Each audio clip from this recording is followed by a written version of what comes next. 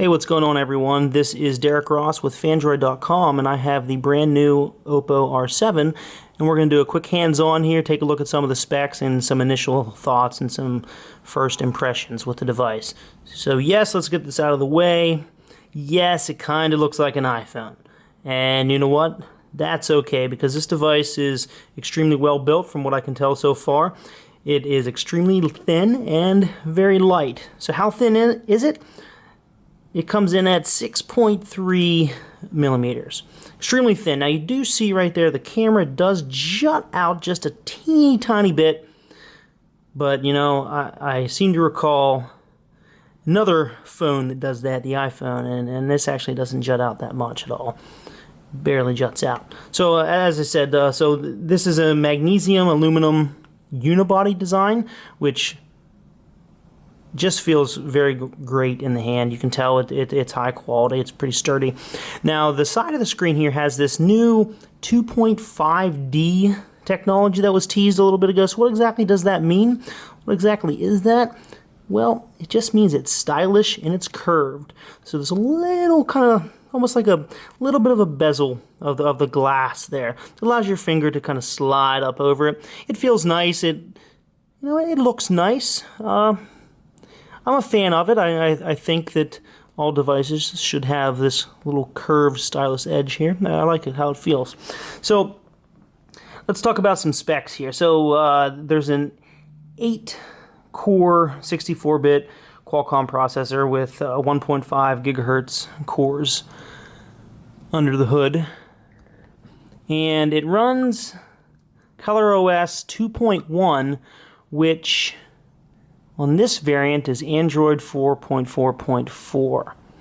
So, and now it does have 3 gigabytes of RAM, and during the presentation, Oppo said that every flagship should have at least 3 gigs of RAM. If they don't, it's not a flagship. So they took that to heart and added 3 gigs of RAM to this guy on top of their Qualcomm processor.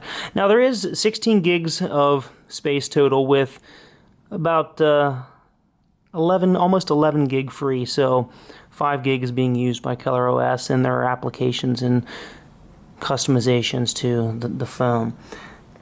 The screen is 5 inches, which is a little bit smaller than its sister device, the R5 from about 6 months ago, and it is a little bit smaller than the bigger version, the big brother, the R7 Plus, which we'll talk about in another upcoming video. The R7 Plus is a 6-inch screen. Now, I said this is a 5-inch screen. It's a 1080p with 445 pixels per inch. Now, in a device this thin, you're going to wonder about the battery.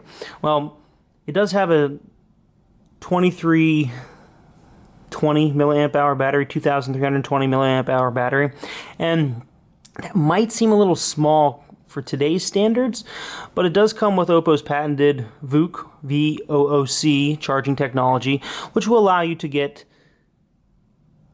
75% battery charge in just about 30 minutes, which isn't bad at all. Their rapid charging technology is actually very fast. On the front, you'll have an 8-megapixel shooter for taking selfies with the newly announced selfie stick, and you'll be able to use Beautify, which is part of the camera software on Oppo devices. And on the rear, we have a 13-megapixel camera, which comes with this new flash shot technology. And flash shot, it's basically autofocus and phase detection, which should produce a lot better photos according to Oppo. So we'll have to put some motion photos in there and see how the focusing works. Now, Oppo says that ColorOS 2.1 is 30% faster than other flagship devices of the device's class. So we'll have to do some tests here, but so far it does seem fairly smooth. And